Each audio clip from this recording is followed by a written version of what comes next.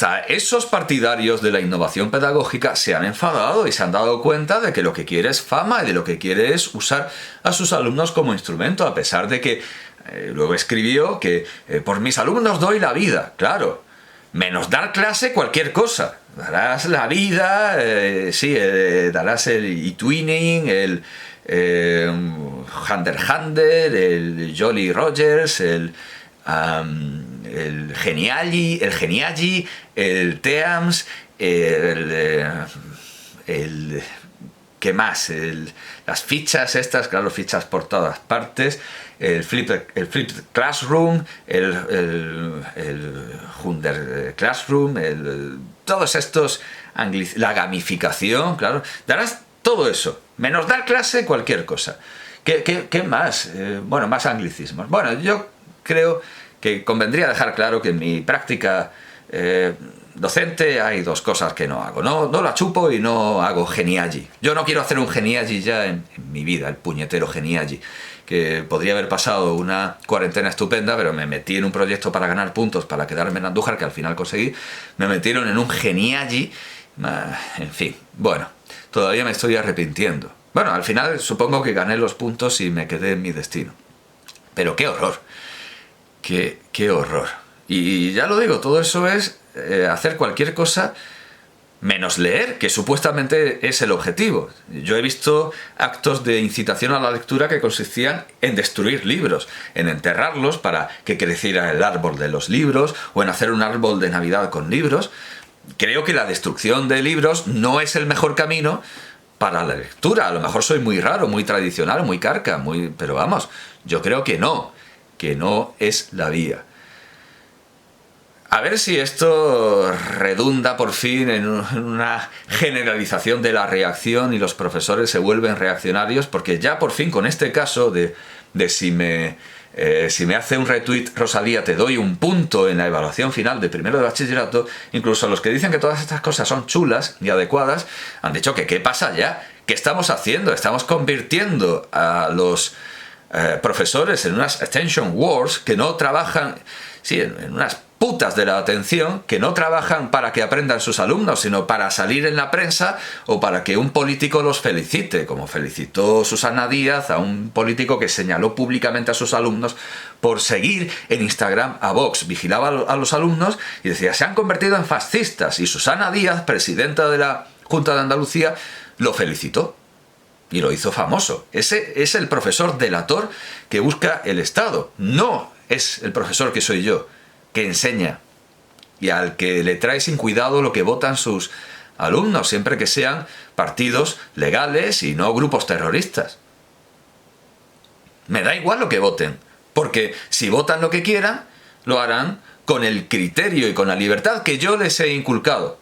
Yo los he orientado para ser libres, no para que voten a tal o cual partido, sino para que piensen y voten a quien consideren. O recen a quien consideren. O no recen a quien no consideren.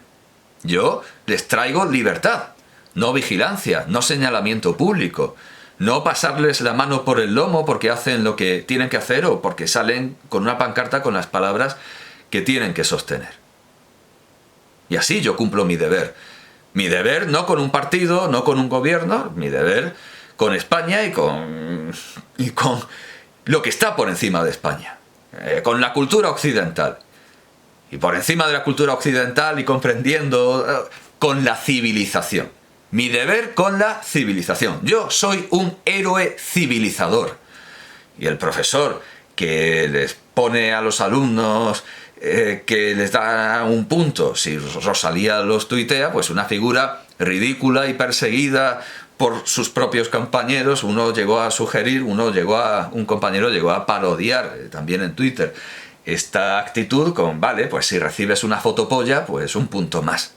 No es el camino y me parece que por fin se están dando cuenta quienes tienen que darse cuenta. Bueno, pues en mi práctica de clase cotidiana yo les he hecho buscar, indagar en la página Ciudad Seva, que es la página personal de un escritor puertorriqueño, Luis López Nieves, que recoge, no sé hasta qué punto con derechos de autor, pues, traducciones de cuentos clásicos y de poemas clásicos. y originales castellanos, claro que es el caso. Y aquí yo les hago leer a Poe, a Akutagawa, sin preocuparme mucho de la procedencia de las traducciones. Es para clase. Luego ya aprenderán a ser catadores de traducciones, pero bueno, es para clase. En clase leemos los cuentos que nos ofrece Ciudad Seva, que viene a ser como la Filmoteca Maldita, la Filmoteca de... Bueno, en realidad Zoo Woman, hasta que lo cierren. Pero bueno, mientras no lo cierren por conculcar derechos de autor, etcétera, yo uso Ciudad Seva para los cuentos como usaba para el material cinematográfico Zoo Woman. Hasta que el dueño de Filmin lo denunció y le mandó a la policía, a los antidisturbios, a su casa. Bien, pues les he dicho, indaguen, y como en segundo de ESPA, y yo cumplo la ley a rajatabla hasta la última yod. Nadie cumple la ley tanto como yo. Nadie cumple la programación como yo. Como en segundo de ESPA hay que dar la mujer en la literatura, y yo he dado suficientemente a la mujer en la literatura en todas las épocas, porque para la Edad Media hemos leído las memorias de Leonor López de Córdoba, hemos leído a Santa Teresa, a Sor Juana Inés de la Cruz, a Gertrudis Gómez de Avellaneda, a Carolina Coronado. Hemos leído, no hemos hablado de ellas, hemos leído a las escritoras. Pues poco queda por hacer cuando, según la programación, hay que dar la mujer en la literatura. Así que como al mismo tiempo hay que dar el siglo XX, les digo, exploren Ciudad Seva, exploren esta página donde hay cuentos y lean y comenten. Y busquen las palabras que no entiendan y que dificulten su comprensión, esos agujeros en las palabras, lean y comenten un cuento de una escritora en lengua castellana, porque yo no tengo ese nacionalismo absurdo de... No, en lengua castellana. De hecho, una alumna o un alumno, no recuerdo, lo hizo sobre Silvina Ocampo. En lengua castellana, mujeres que escriban en lengua castellana en el siglo XX. Y una alumna me ha sorprendido muy gratamente con un cuento que yo no conocía, de una escritora que yo no tenía leída, salvo su estudio de Galdós, y Rosa Chacel. No había leído yo a Rosa Chacel como... Estamos para que los alumnos puedan llegar a enseñarnos cosas. No hay mayor satisfacción, mayor alegría que esta.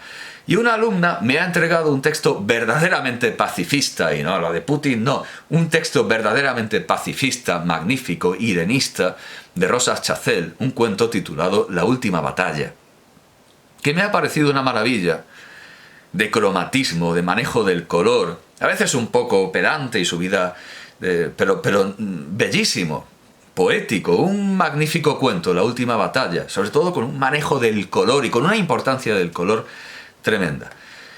Y digo, pues voy a hacérselo leer a mis alumnos de primero porque me ha encantado. Me ha gustado mucho este cuento. Y veo que mis alumnos empiezan a leer. Se lo proyecto en la pantalla y empiezan a leer. Los creyentes estaban agolpados en la falda de la colina alrededor del profeta. Combatid a los infieles hasta que ni uno solo pueda dar lugar con su existencia a la tentación. Luchad olvidando los bienes de la tierra, porque mayores serán los que alcanzaréis muriendo por la fe. Él es el misericordioso. ¿Cómo sabremos? Responde. Esto se ve gráficamente, pero o cuando se hace con varias voces. ¿Cómo sabremos que llegaremos hasta él después de morir?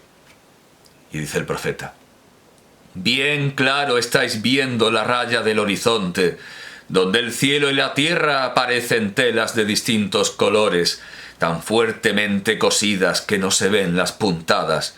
No obstante, ha bastado que un esclavo llegase de lejos, arrebatado por el terror, a deciros que los infieles vienen armados contra vosotros. Esto ha bastado para que creáis. Y no os basta que el profeta os diga que el que está más allá de la raya de vuestro principio os espera más allá de la raya de vuestro fin. Y claro, yo he mirado a mis alumnos que leían despacio y digo, claro, todo esto no lo entienden si no conocen la Biblia y si no conocen el Corán. Y les he explicado a propósito de la importancia del color y del cromatismo que hay en este cuento, al margen de los preceptos bíblicos sobre mezclar hilos, que cuando los musulmanes tienen que ayunar en Ramadán, para ellos es importantísimo saber cuándo es de noche, porque de noche pueden comer. Y la respuesta a cuándo es de noche es, según la tradición, cuando no se puedan distinguir un hilo blanco de un hilo negro. En el horizonte, el cielo y la tierra parecen telas de distintos colores, donde no se ven las puntadas, donde no se distingue la unión. Y todo el lenguaje del cuento es bíblico y coránico, pero además su tema procede del Corán. Entonces me he ido al Corán, de donde Rosa Chazelle toma el tema del cuento, aunque lo amplía con la tradición. Es decir, no todo lo que aparece en el cuento está en el Corán, sino que Rosa Chazelle sigue el Corán completado por la sunna, por la tradición. Y entonces nos hemos ido al Corán y hemos leído la sura de la vaca, la leya 260, el versículo 260. Se lo he leído en árabe para que vieran la prosa rimada, para que distinguieran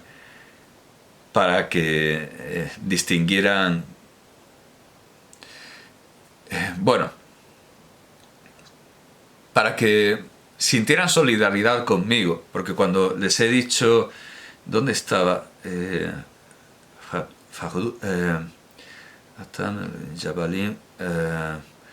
bueno, wa it kala Ibrahimu Rabbi arini kaifa tuhyi al mauta kala awalam tumim kala bala walakin liyatma inna kalbi, esto es, kalbi, les he dicho, pero observen que kalbi es corazón y kalbi es perro.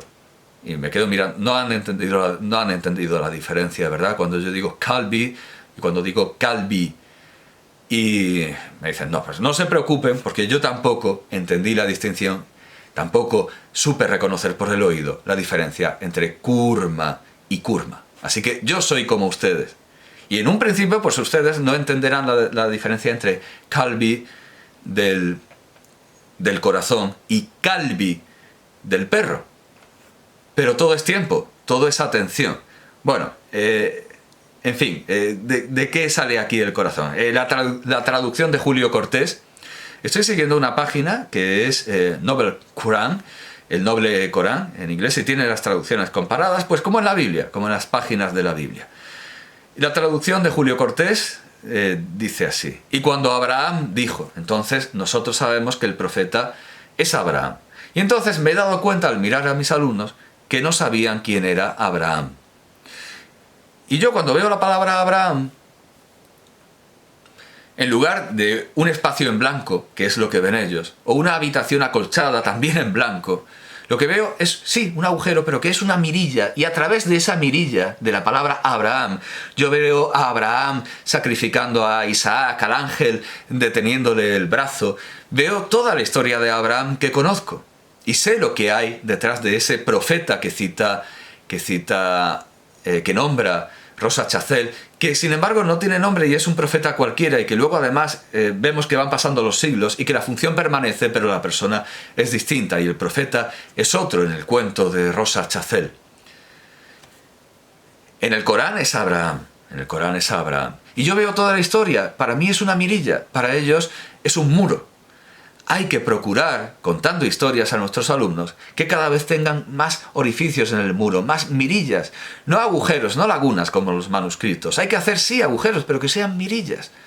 A través de este muro, de este versículo coránico, a través de este muro, nosotros a través de la mirilla que supone la palabra Ibrahim, a través de la palabra Ibrahim, Abraham, nosotros podemos ver una infinidad de historias que ya no son como la mirilla en el muro de una obra, sino como un caleidoscopio. Y cuando Abraham dijo, Señor, muéstrame cómo devuelves la vida a los muertos, dijo, es que no crees, así lo traduce Julio Cortés. Dijo Abraham, claro que sí, pero es para tranquilidad de mi corazón. Ahí el Calvi. Dijo Alá, dijo Dios, entonces coge 4 aves y despedázalas. Luego pon en cada montaña un pedazo de ellas y llámalas. Acudirán a ti rápidamente. Sabe que Alá es poderoso, sabio. Claro, 4 aves, pero la tradición dice que aves eran, y así lo toma Rosa Chacer. Entonces el profeta tomó 4 aves. Esto es lo que le da el Corán. Y ahora viene lo que le da la tradición. Eran un águila, un pavo, un cuervo y un gallo. Las cortó en pedazos, conservó consigo las cabezas y mandó que repartiesen los trozos por las colinas. Las vísceras descuajadas, los miembros rotos, mal recubiertos por la miseria ensangrentada de las plumas, fueron arrojados lejos, en las cumbres. El profeta los llamó por sus nombres, y tan pronto como sus nombres fueron pronunciados, se los vio venir con vuelo sereno y cierto a recobrar sus cabezas de la mano del profeta. Y esto es algo importante, porque hay que decir todavía algo importante. Mis inspectores me han dicho siempre que los alumnos tienen que leer. Vale, muy bien, los alumnos tienen que leer. Pero igualmente importante es que el profesor les lea. Y en esto, nos aferramos otra vez a lo que decía Quintiliano, de lo importante que es aprender de los actores. Los alumnos no van a aprender a leer bien en la vida si no se les lee bien, si no ven cómo recitan los actores. Por eso el cine es tan importante. Y un profesor encargado de aclararles los textos no les lee. El profesor tiene que leerles bien para que ellos sepan por dónde rumbear, por dónde tiene que seguir la entonación, dónde tienen que pararse, dónde tienen que hacer las pausas, las subidas de tono, los descensos, las modulaciones. Los alumnos tienen que escuchar y recibir ejemplos. No todo es hacer. Y además esto entra en la famosa competencia de aprender a aprender. Porque si yo tengo en clase a alguien que me puede responder a una pregunta, aprender a aprender correctamente es preguntarle y que nos lo aclare. No hacer un mural, no ponernos a recortar muñecos, no ponernos a hacer figuras de macramé, sino preguntarle al que sabe. Eso es esencial como aprendizaje del aprendizaje. Y si nosotros tenemos un libro que nos aclara algo, lo leemos. No nos ponemos a buscar en internet cosas que no tienen nada que ver y que muy de refilón nos van a poder responder si nosotros sabemos qué autor, qué libro, qué página puede tener, qué entrada en un diccionario, qué entrada en una enciclopedia, qué capítulo en un tratado pueden tener la respuesta que buscamos. Y desde luego si el profesor está para responder. Un método de aprendizaje fantástico es preguntar al profesor. E igualmente, sin que se le pregunte, el profesor debe leer correctamente un texto.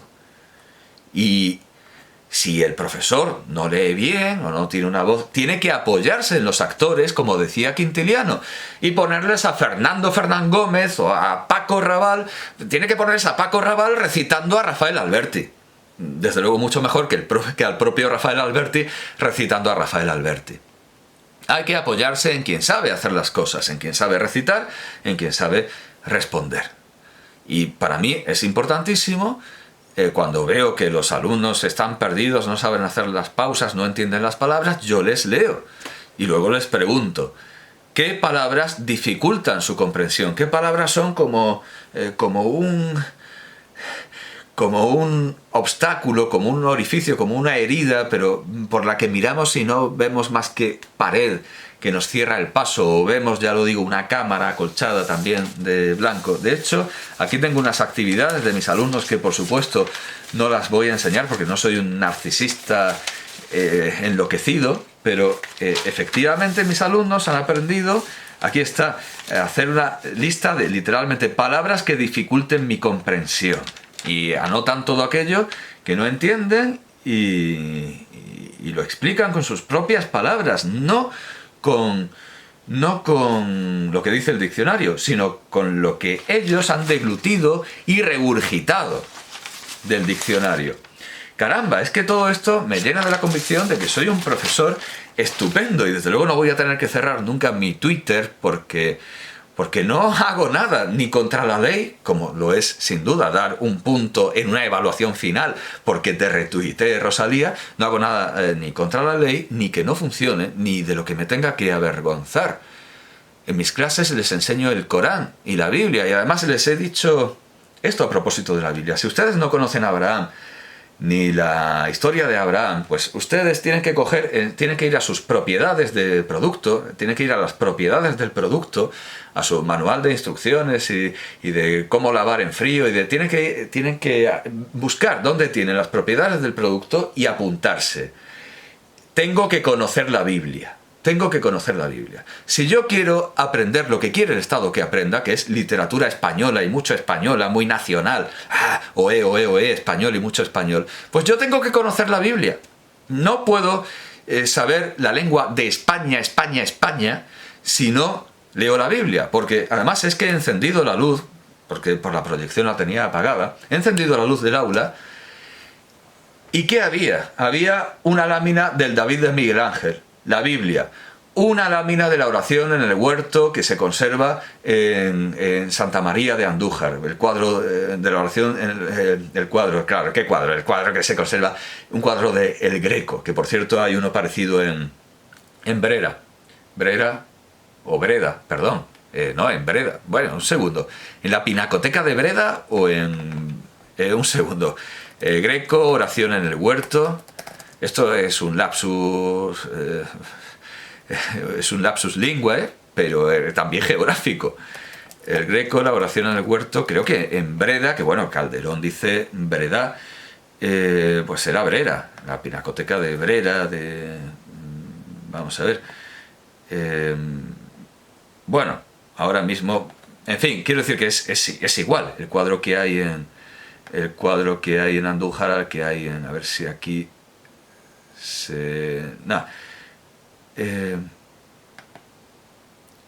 hay un dibujo, sí, hay un dibujo también. Bueno, y hay varias versiones de la oración. Vale, sí, aquí están todas las versiones. Bueno, no, solo me sale la de Andújar. Bueno, da igual. Que el cuadro, obviamente, si es la oración en el huerto, está basado en la Biblia. La piedad de Miguel Ángel también estaba. Pues Biblia, estamos rodeados de la Biblia. Si quieren entender el mundo que les rodea, tienen que leer la Biblia.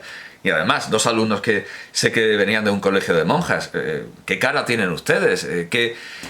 ¿Con qué cara? ¿De qué van? O sea, ¿de qué van? ¿Han estudiado en un colegio de monjas y no conocen a Abraham? ¿Y no conocen el sacrificio de Isaac? Y me dicen, sí, pero es que lo que nos daban, pues era, no sé, hablaban sobre todo de una monja de allí, que bueno, que es fundadora, una monja para mí desconocida, y que desde luego no les sirve nada para interpretar, para entender la tradición occidental, porque es que, claro, les cuento la historia de Abraham e Isaac, y encuentran un carnero enredado por los cuernos con una zarza que en el cristianismo se considera que preconiza la imagen de Jesucristo, porque Jesucristo es el Cordero que está sobre el libro de los 7 sellos, en los frescos que hemos visto de Santa María Novella y otros tantos, que yo les he enseñado en literatura universal para ver los retratos de Dante, Petrarca y Boccaccio. Esa imagen de Dante, Petrarca y Boccaccio en Santa María Novella de Florencia está presidida por el Cordero místico sobre el libro de los 7 sellos con los ancianos del Apocalipsis. Si ustedes no conocen la historia de Abraham, no entenderán por qué Jesucristo es el Cordero, que se sacrifica en lugar de Isaac, que se sacrifica en lugar del hombre, que sustituye al ser humano en su sacrificio. Y no entenderán por qué hay un Cordero, dirán, ¿por qué hace esa oveja ahí sobre el libro que está encima de Dante, Petrarca y Boccaccio? Si no conocen la Biblia y no la conocen bien, pues no conocerán ni la cultura española ni la cultura italiana, que es indisociable de la cultura española. Así que esto no va de conocer solo a las autoras españolas y mucho españolas, porque ya hemos visto, y me da una enorme alegría, porque el ejemplo del cuento de El pecado de Jean Cid, de Emilia Pardo Bazán, que exige, para conocer literatura femenina contemporánea, exige conocer el Shahnameh de Ferdowsi, y además les he explicado lo que era el Shahnama o el Shahnameh de pasada, porque también les he hablado de don García de Silva y Figueroa, les he hablado de don García de Silva y Figueroa, corregidor de Andújar, que fue corregidor de Andújar y descubrió Persépolis, redescubrió Persépolis, la ciudad de Persépolis, y que la escritura cuneiforme era una escritura y no motivos decorativos, y fue corregidor de Andújar, y nadie se acuerda de don García de Silva y Figueroa. Nadie. Yo les he enseñado a mis alumnos el manuscrito de don García de Silva y Figueroa, que se evitó de milagro que acabara en un trapero, donde está don García de Silva y Figueroa mirando las enormes columnas, una enorme columna de Persépolis. Eso es lo que yo les doy a mis alumnos. No cómeme el donut ni motomami. Eso es lo que yo les enseño a mis alumnos. Y yo no voy a mendigar ningún premio al mejor maestro de España, pero diablos lo soy. Y si no, que me demuestren lo contrario. Que me demuestren que con sus motomamis aprenden más de lo que aprenden mis alumnos. Don García de Silva y Figueroa. Yo les he mostrado sus manuscritos, los dibujos que terminan con el manuscrito, y de paso les he tenido que explicar, porque si no sería un hueco, sería un muro en blanco, les he tenido que explicar dónde está Irán. Y les he explicado que Irán está entre los turcos y los turcomanos, y les he contado que los turcomanos tienen un dictador besánico e histriónico, lo tenían, que escribió un libro, el Ruh-Nama, el libro del alma, porque Ruh es alma en hebreo, en árabe, en siríaco, comparten esa raíz. Bueno, el Ruh-Name, el Ruh-Nama es el libro del alma, y es un libro que había que aprenderse en las escuelas, pues como próximamente habrá que aprenderse aquí a Toñi Moreno, Pepa Bueno, González Sinde, o a estas luminarias que están reemplazando a Emilia Pardo Bazán o Rosa Chacel. Pero en mi clase van a seguir leyendo a Rosa Chacel y no a Sergio del Molino, al último periodista con faltas de ortografía, que enmendado por una editorial de prestigio se convierte en objeto de un examen de selectividad, como en Madrid. Sí, creo que en Madrid ha caído Sergio del Molino y en Murcia ha caído Ibai Llanos. En mi clase eso no es así. Y por eso yo les explico dónde está Persia y dónde está Irán, porque aparece en Emilia Pardo Bazán, pero resulta que el Corán aparece en Rosa Chacel. Así que aparentemente, parece ser, diría yo, que para enseñar escritoras contemporáneas, modernas y muy modernas del siglo XX, es necesario el conocimiento de un libro del siglo VII, como es el Sagrado Corán.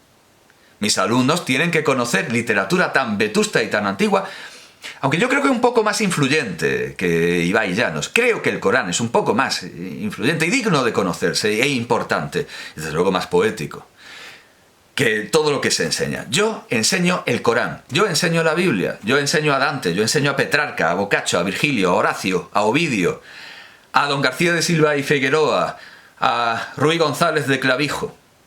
Yo les enseño el mundo, que va mucho más allá de estos límites nacionales tan absurdos que excluyen a la pobre Gertrudis Gómez de Avellaneda, como en otro tiempo estuvo excluida de la academia, no por ser mujer ahora, sino por ser cubana, porque no es española, como si Cuba fuera otra cosa que España. Bien, todo esto es un fajr, todo esto es un autoelogio digno de un poeta preislámico, existieran o no. Ya vimos en mi biblioteca ideal que es una serie por la que me deberían dar un premio. ¿Qué diablos? Que Taha Hussain piensa que es un camelo, que los poetas preislámicos y sus mu'allaqat no existen. Pero bueno, me he portado hoy como un poeta preislámico en pleno fajr, en pleno autoelogio, pero es que, diablos, que no es para menos, que yo no voy a tener que borrar mis redes, a no ser que entre una dictadura del estilo del Ruhname, del estilo de Niyazov, del estilo del dictador turcomano, aunque nunca se puede excluir, desde luego, nunca se puede excluir algo semejante. Pero el hecho es que la letra y el espíritu de la ley que entra es lo que yo ya hago y lo que yo ya cumplo, porque la ley española está imitando la francesa o la que viene de otras tierras. Y yo no hago otra cosa que educación competencial. ¿Qué es esto de la educación competencial? Que en lugar de hacer la estupidez que se hacía antes de tener que recitar en el examen